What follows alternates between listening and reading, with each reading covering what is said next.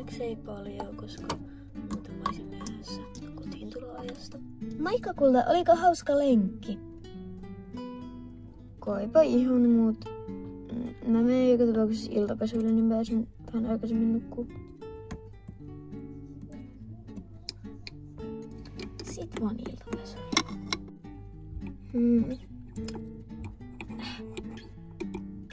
Nyt mä sain kyllä tehtyä nää iltapesut.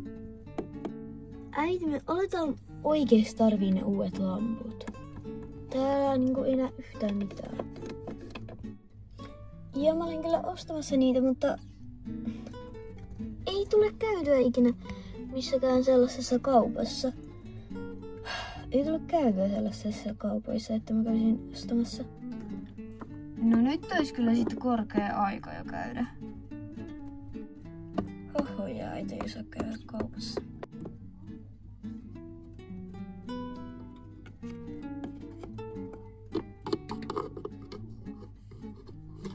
Nyt nukkumaan.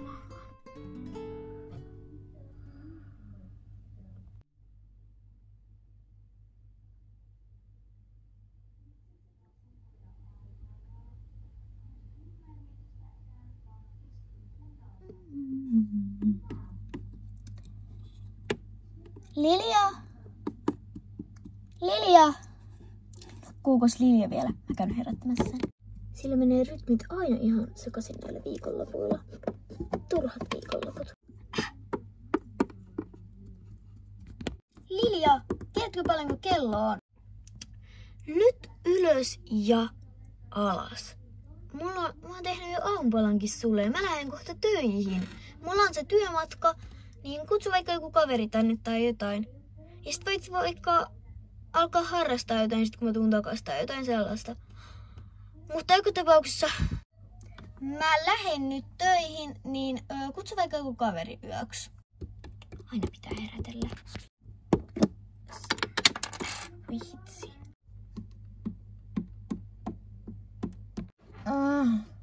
Aina pitää herätä. Aurinkokin paistaa jo. Täällä on kyllä pimeämpää kuin ulkona. Pitäisikö mun oikeesti kutsua joku kaveri kylään? Se kuulostaa ihan hauskalta idealta. Kenetköhän mä voisin kutsua? Mietitään sitä sitten, mun on ihan kauhea nälkä. Nyt vaan tuonne alas. Amanda, älä säkään nuku. Hitsin Amanda. Kumpa mäkin olisin koira, niin mä voisin nukkua aina. Itse mä oon kyllä aika kovessaita. Noin, nyt syömään. No, nää näyttää hyviltä, paitsi tänne kyllä tarvii ihan oikeesti sen lampun. Kohta täällä joutuu käyttämään jotain taskulampua. Voi äiti, voi äiti, voi äiti.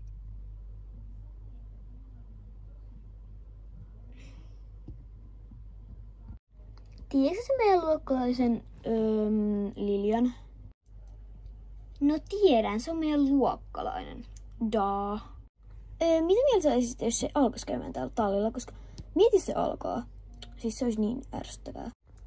No niinpä, mutta osalta myös kivaa. Mä vaihtaisin silloin varmaan tallia. Ei me kyllä, niinku, sä sanoit, että osalta kivaa, ja sä sanoit, että vaihtaisit tallia. Niinku, se ei ole mitään järkeä, mä en kyllä varmaan vaihtaisi tallia, mutta mä vaan vaihtaisin tuntipäiviä tai jotain sellaista. Mä en halua olla sen kanssa samalla tunnilla. Paitsi että se ei ole ikinä ratsastanut niin se menisi alkeistunniille, joten meidän ei pitäisi olla sen kanssa. Olipas hyvä aamupala. Toi oli tosi ravitseva ja... kenetköhän mä kutsuisin?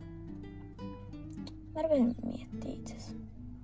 Jos mä soittaisin vaikka Pepille. No ei, ehkä se ei ole kyllä niin kauan halunnut olla mun kaveri. Jos mä soitan vaikka... ehkä Venlalle. Joo. Venla, olisiko se tulla meille? Joo, kyllä se käy. Okei. Paitsi että mä oon kyllä tallilla nyt, että sä voit tulla vaikka tänne tallille aluksi. Joo, mä tuun.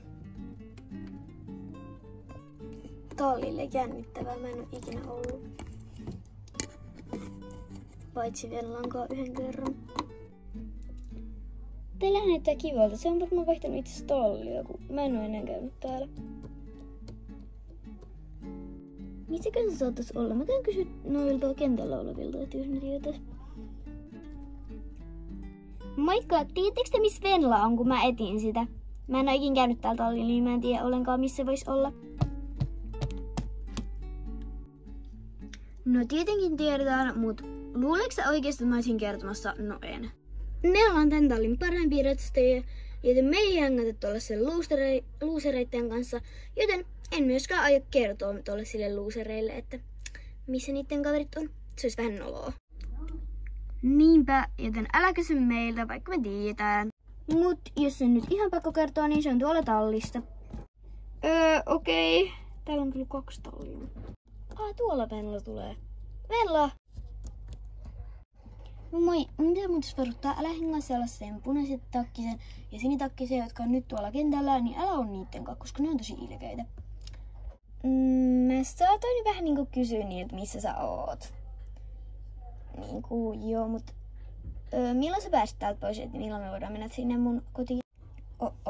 Tää tulee vielä sanomista mulle, mutta kyllä me voidaan varmaan nyt lähteä jo, koska mulle tuli, niin kuin mä sain just tehtyä noin rehut ja vietyä ja kaikkea. Eli suunta kohti sun kotia. Yes.